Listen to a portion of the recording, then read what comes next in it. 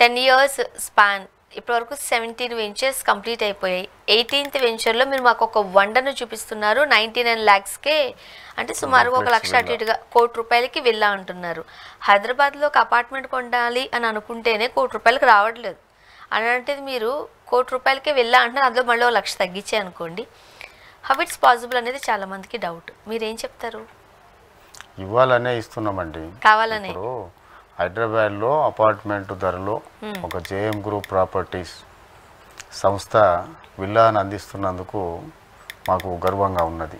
ఎందుకంటే కస్టమర్ల అప్రిసియేషనే కస్టమర్ల గెలిపే జేఎం గ్రూపు లాభంగా ఆలోచిస్తున్నటువంటి కంపెనీ మాది.